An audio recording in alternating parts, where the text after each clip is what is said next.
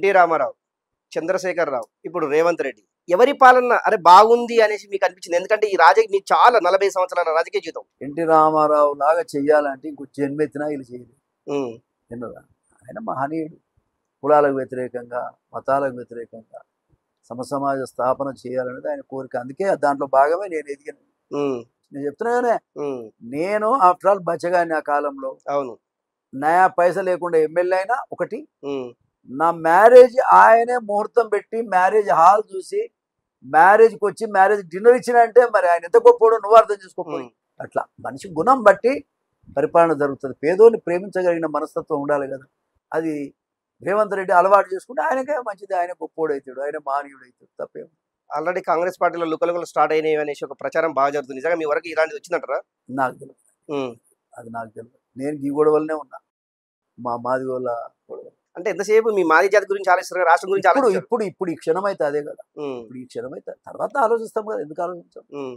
ఒకటి నాకు అర్థం కాని ప్రశ్న ఏంటంటే, జనాలకు అర్థం కాంది, మోత్పల్లి నరసింహ గారు ఒక మాదిగ జాతి కోసం పోరాడుతుండా, మోత్పల్లి నరసింహ పర్సనల్ కోసం పోరాడుతున్నా అంటే? నేను పదవులు లెక్క చేసేటోని కాదు. ఉదాహరణ చెప్తా, నేను ఇండిపెండెంట్గా గెలిచిన. ఎన్టీ రామారావు గారు నాకు టికెట్ ఇవ్వలేదు.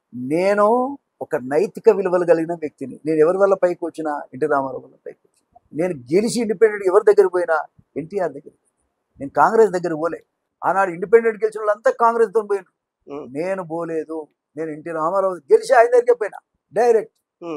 ఆయన ఎంతో గౌరవించండి, ఎంతో ఆనందపడ్డాడు ఇండిపెండెంట్ గెలిచినట్టే. నేను ఆయన ఓడిపోయినా ఆయనతోనే ఉన్నా, 5 ఏళ్ళు ఆయనతోనే ఉన్నా. మళ్ళీ టికెట్ ఇస్తే 40,000 మేరతో గెలిచిన. ఇవన్నీ నేను ఎప్పుడు కూడా దేనికి లొంగే మనిషిని కాదు. కాకపోతే యాజ్ ఎ ఐఎమ్ లీడర్. నేను బ్రోకర్గిరి చేసే మనిషిని కాదు. లీడర్. లీడర్ అంటే ఎట్లుండాలనో నేర్పించడం, ట్రైనింగ్ ఇచ్చే మనిషిని. ఒక లీడర్ అంటే ఒక క్యారెక్టర్ ఎట్లుండాలో చెప్పే మనిషిని. మీరు కాంగ్రెస్ పార్టీ కానీ, కాంగ్రెస్ పార్టీ తెలంగాణ ముఖ్యమంత్రి రేవంత్ రెడ్డి కానీ ఇచ్చే సలహాలు, సూచనలు ఏం చెప్పాలనుకుంటే చివరగా? సమసమాజ స్థాపన కోసం ఒక మంచి మనసుతోటి పొద్దున్నే లేచి స్నానం చేసి, ఇవాళ గతంలో ఈ 3 నెలల కాలంలో తప్పులన్నీ కూడా సరి చేసుకొని ఆయన వ్యవస్థను మార్చే దిశగా, కొత్త దిశగా తీసుకుపోవాల్సిన అవసరం ఉంది. అంతేగాని పాత ఫ్యూడల్ వ్యవస్థలాగా బతికితే ప్రజలు క్షమించరు. మాదిగ జాతిని మొత్తంగా కూడా ఇవాళ నువ్వు ఆయాస పెట్టినావు, బాధ పెట్టినావు. నువ్వు బయటకు వచ్చి వాళ్ళందరికి సాయం చేస్తానని చెప్పి సరి చేసుకుంటే రేపు కాంగ్రెస్ పార్టీకి భవిష్యత్తు ఉంటుంది తప్ప లేకపోతే మాదిగ జాతికి మేలు చేయకుంటే కాంగ్రెస్ పార్టీకి భవిష్యత్తు లేదు కదా అని మీరు అంటారు. భవిష్యత్తు అనేది ఉండాలి, కానీ నువ్వు ఇవ్వకపోతే ఉండదు. అది దానివల్ల మీ నిర్ణయం వల్ల సోనియా గాంధీకి నష్టం వస్తుంది, రాహుల్ గాంధీకి నష్టం వస్తుంది.